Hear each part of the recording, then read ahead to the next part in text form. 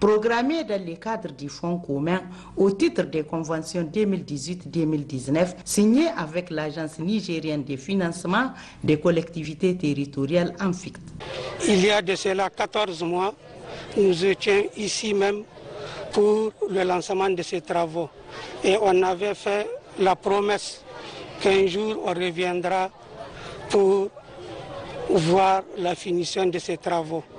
Donc nous rendons grâce à Allah qui nous a donné cette occasion de venir aujourd'hui constater effectivement que les 2 blocs ont été construits dans les normes. On a souhaité quand même trouver tout l'équipement dans ces classes, mais on nous a rassuré que l'équipement là est en route et que ça viendra, Inch'Allah, dans peu de temps.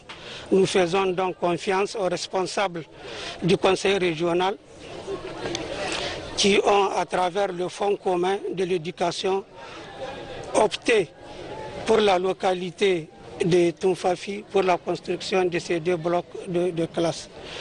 Et je profiterai aussi de cette occasion pour remercier les bailleurs de fonds qui ont financé à travers le Fonds commun ces 2 blocs de classe.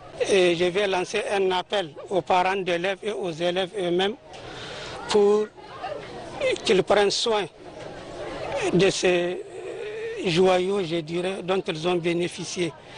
Et je vais profiter aussi pour remercier les populations de Tounfafi pour l'accueil qu'ils nous ont réservé, ma délégation et moi-même. Selon le 2e vice-président du conseil régional d'Ottawa, après la construction de ces joyaux, le conseil régional va se joindre au ministère pour la réalisation du mur, les tables bancs, les chaises et les armoires. Notons auparavant les interventions du chef du canton de Madawa, le directeur du CES, le directeur départemental des enseignements secondaires et le directeur régional qui ont tous, après avoir remercié l'État du Niger et ses partenaires pour ces réalisations, ont demandé aux enseignants et élèves d'en prendre soin de ces infrastructures qui s'inscrivent dans le cadre de la promotion du secteur éducatif, mais aussi et surtout de l'amélioration de la qualité de l'enseignement au niveau secondaire. Ainsi, avec la construction de ces infrastructures éducatives, les enseignants comme les élèves profiteront des meilleures conditions d'études et de travail. Une autre mission du ministère des Enseignements secondaires, conduite par le directeur de cabinet du ministre, séjourne depuis ce matin à Zender. Cette mission s'inscrit dans le cadre du suivi du niveau d'avancement des travaux de construction des classes financées par le Fonds commun sectoriel de l'éducation. Compte rendu Abdelkader Nana Balkissa et Abdelrahman Mazou. Plus de 69 millions de francs CFA ont été injectés par le Fonds commun sectoriel de l'éducation au titre de la région de Zander pour la construction et l'équipement de 6 classes en matériaux définitifs au lycée municipal de Zander. Un lycée créé en 2014 et qui est confronté à un manque crucial d'infrastructures pour accueillir ses 1265 élèves. En effet, entamé le 14 septembre 2020 pour un délai contractuel de 6 mois, les travaux de construction de ce chantier se poursuivent normalement en dépit du retard constaté. L'insuffisance d'espace qu'il y a au niveau de l'établissement, c'est qu'il fallait faire cette construction en hauteur. Et certes, ça n'a pas été prévu dans le DAO, mais c'est, comme on dit, le terrain qui commande. Nous constatons que les travaux sont effectués à hauteur de 70% et très bien avancés. Et nous fondons l'espoir que d'ici quelques mois, ce travail sera fini pour que les élèves puissent réintégrer les classes. Un choix judicieux, surtout que cet établissement scolaire fait face à un problème de surnombre avec en moyenne 120 élèves par classe repartis actuellement sur 4 sites. Ici au niveau de la région des Andes, donc sur le fonds 2018, effectivement nous avons fait le choix d'aller vers la construction de 6 salles de classe et la confection de 2280 tables bancs. Ces tables bancs sont déjà donc arrivés au niveau des différents établissements à travers la région. Et les 6 classes, c'est celles-là qui sont en chantier. Nous osons espérer que ces travaux vont finir et que des revalorisations scolaires vont finir et sur ce point. D'autre part, nous lançons un appel à tous les partenaires pour qu'ils appuient cet établissement, vu le nombre d'enfants que nous avons et nous avons très peu de classes. Après la visite terrain, les membres de la mission se sont rendus au gouvernorat où ils ont eu à échanger avec le gouverneur Issa Moussa sur le motif de leur visite. Créé en 2017 par arrêté signé par le Premier ministre, le Fonds commun sectoriel de l'éducation sert à financer l'ensemble du secteur de l'éducation et de la formation et appuyer fortement la déconcentration et la décentralisation. Changement de registre, la région 17 du Lions Club International en séminaire à Niamey, conformément à sa tradition annuelle où elle réfléchit sur des sujets d'actualité et pour statuer sur la vie de l'association. Cette cérémonie a été rehaussée par la présence du secrétaire général du ministère de la Promotion de la Femme et de la Protection de l'Enfant. Compte rendu, Mariam Keta et Hassan Moussa. L'affiliation féminine, enjeux et impact sur le devenir de notre association, c'est sous ce thème qu'ont débuté les travaux du séminaire annuel de la région 17 des Lions Club. Pour le lionisme, la femme demeure une partenaire clé dans la mise à contribution stratégique, constitue un levier indispensable pour donner plus d'élan aux actions de l'association.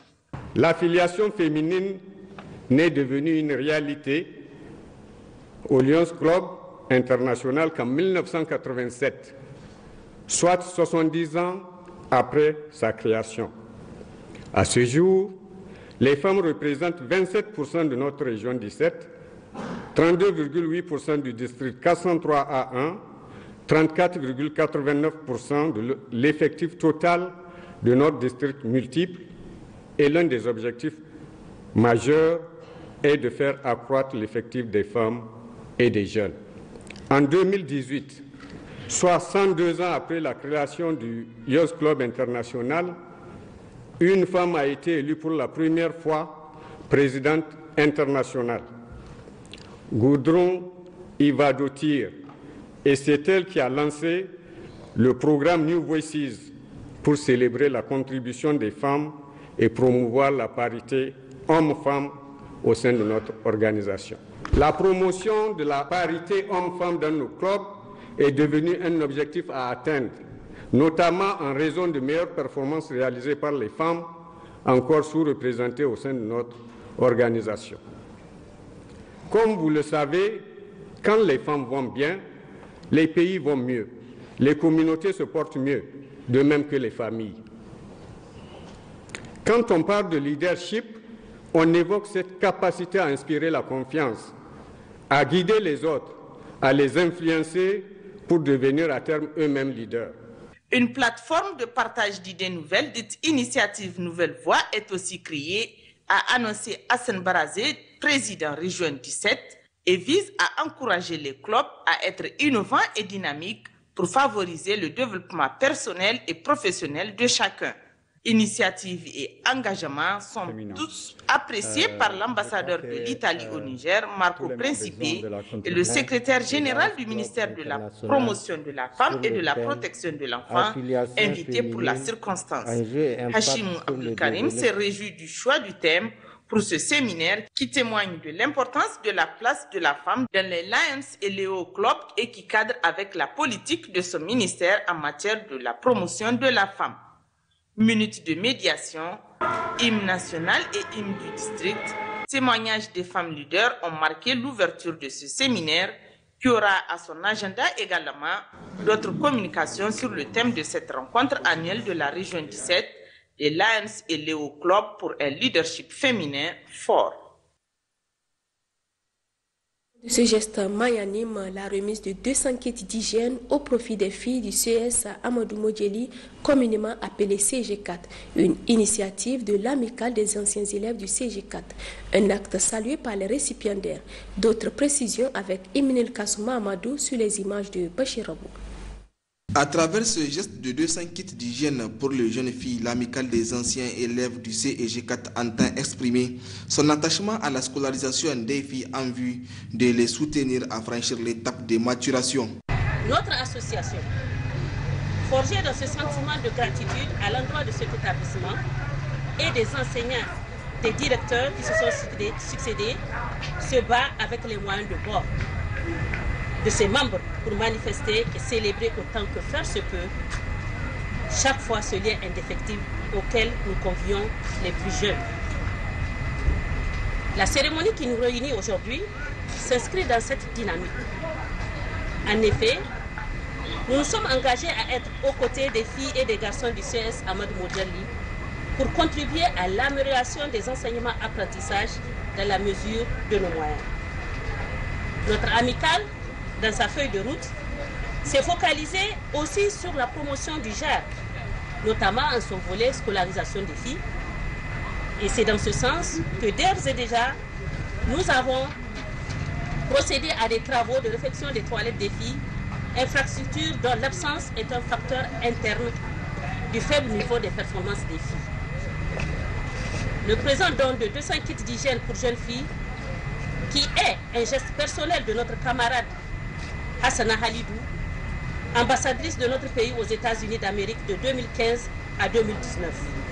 De son côté, le proviseur du dit établissement a exprimé sa reconnaissance à l'endroit de cette structure qui contribue au développement du CES Amadou Madiele. C'est une immense joie, comme je le dis. Et sachez que recevez au nom des récipiendaires, au nom aussi de l'administration et du corps professoral, nos sincères remerciements et vraiment notre profonde gratitude pour ce geste combien noble.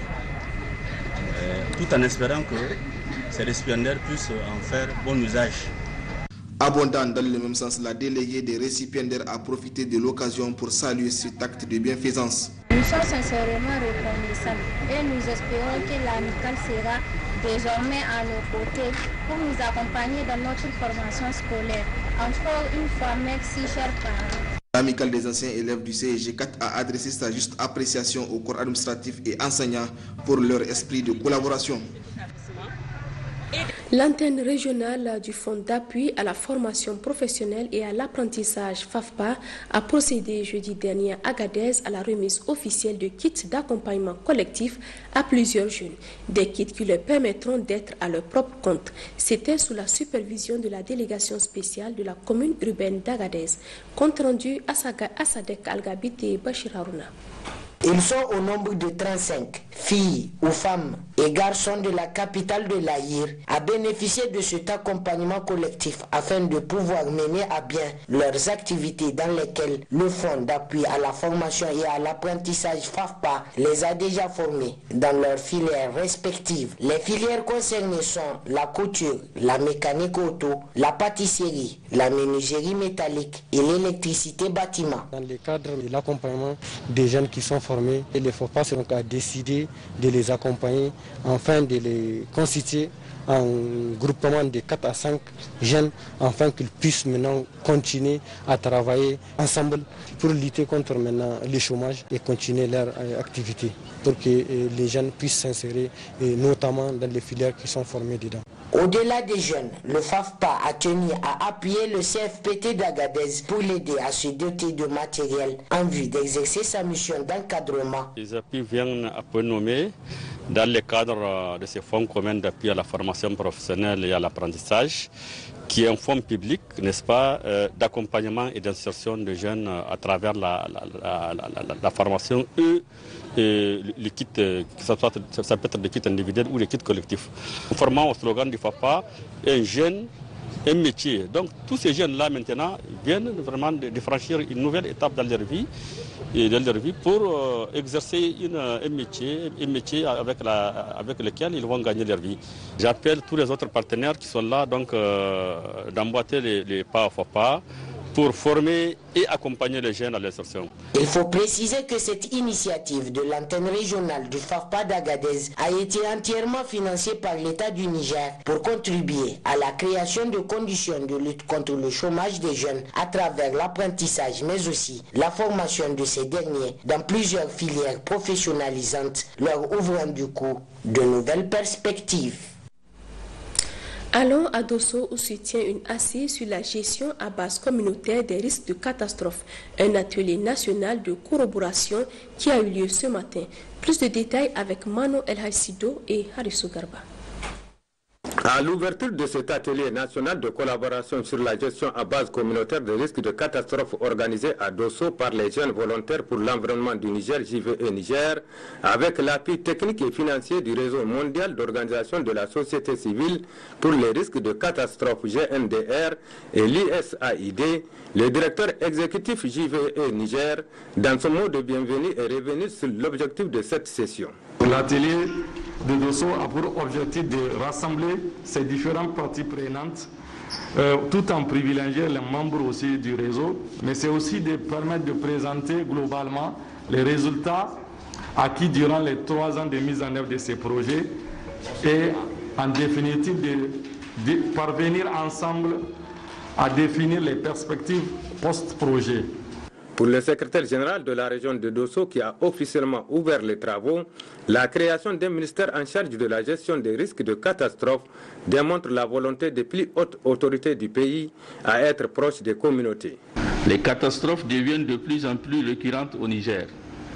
La création du ministère en charge des risques de catastrophe démontre le souci du président de la République, chef de l'État, son Excellence, M. Issoufou Mahamadou, à être proche, encore plus proche de la communauté pour l'aider à non seulement faire face aux catastrophes naturelles, mais aussi et surtout à les accompagner dans la prévention des risques de catastrophe.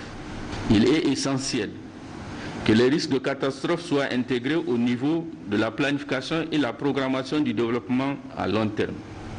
Chaque décision, chaque budget et chaque brique posée doit prendre en compte les risques possibles. Ce défi de réduction des risques de catastrophes est transversal et nécessite une coordination de toutes les parties prenantes dans un cadre multisectoriel.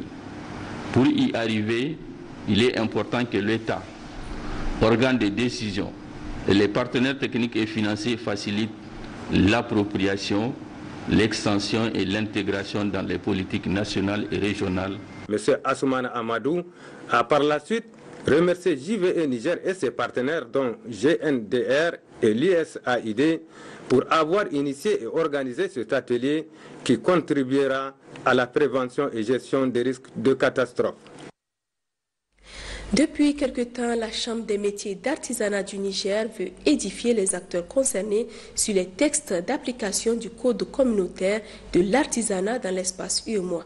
À cet effet, elle initie des rencontres dans le but de vulgariser ce code. C'est le cas dans la région de Tawa où cette assise a été présidée par le secrétaire général adjoint de la région, Taïrou Hassan Abdelkader et Sanusi Fala. Le présent atelier de vulgarisation vise comme objectif de sensibiliser les autorités locales, les partenaires techniques et financiers et les populations en général sur l'importance du secteur de l'artisanat dans l'économie nationale. Le Code communautaire de l'artisanat de l'UEMOA, c'est vraiment un outil communautaire qui a été pris par l'ensemble des directeurs, des ministres de l'artisanat au sein de l'UEMOA pour un peu faciliter en tout cas la profession de l'exercice artisanal et aussi l'organisation de l'activité artisanale. Donc le Code a défini pratiquement toute la profession, toutes les activités qui sont liées au secteur de l'artisanat, c'est-à-dire de la qualification, de l'identification de l'artisan jusqu'à sa professionnalisation. Pour sa part, la directrice nationale de la législation du ministère du Tourisme et de l'Artisanat, vu l'importance du présent Code communautaire de l'artisanat de l'UEMOA pour les acteurs, elle invite les artisans à s'approprier le dit code. Nous sommes en train d'expliquer aux acteurs concernés du secteur les enjeux même de l'adoption de ces textes-là. Il y aura beaucoup de changements positifs quand ces textes qui sont déjà pris seront mis en œuvre.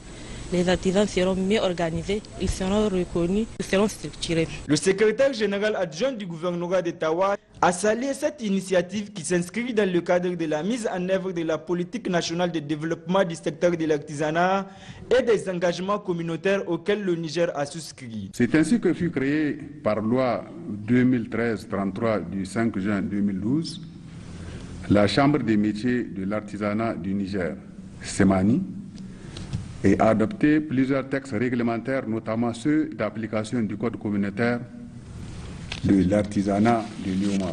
Le Code communautaire de l'artisanat de l'UEMOA est un outil qui a facilité l'organisation, la classification des activités en matière d'artisanat et les conditions de son exercice.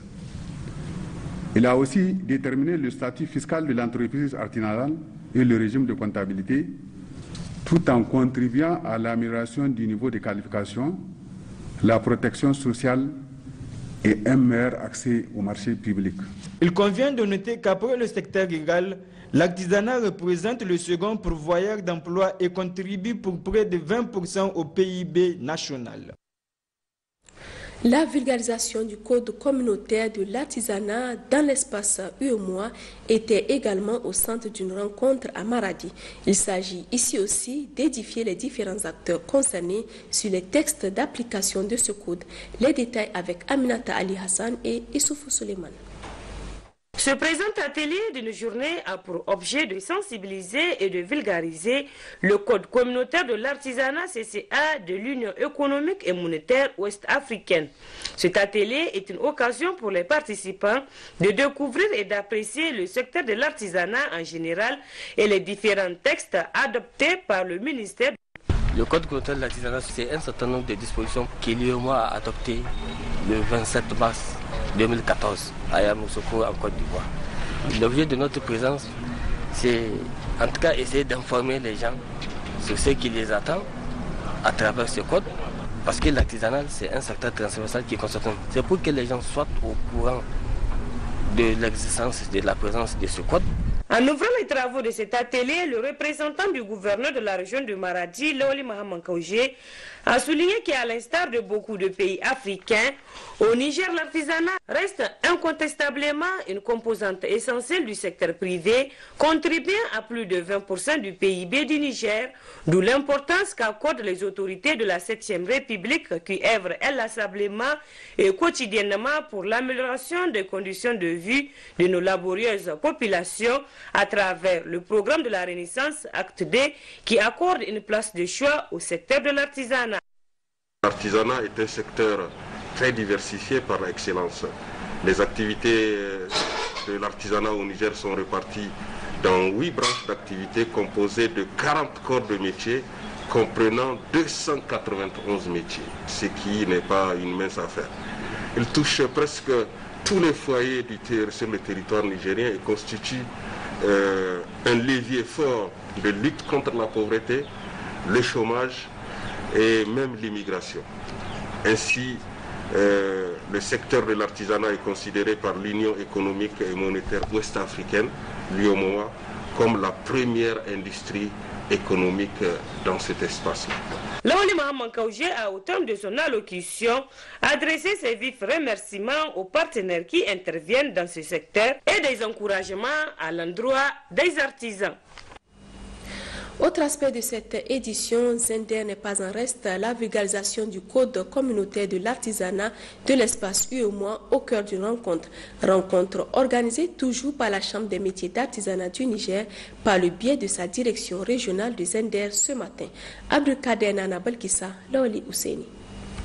C'est un recueil du règlement portant code communautaire de l'artisanat de l'UEMOA, un code adopté en mars 2014 à Yamoussoukro par le Conseil des ministres de l'Union monétaire ouest-africaine et dont le présent atelier vise la vulgarisation afin de faciliter la mise en œuvre de ces derniers. Depuis l'adoption de ce code, c'est ça qui fait maintenant document officiel, en tout cas de politique en matière d'artisanat dans tous les États, où les États ont l'obligation de mettre en œuvre.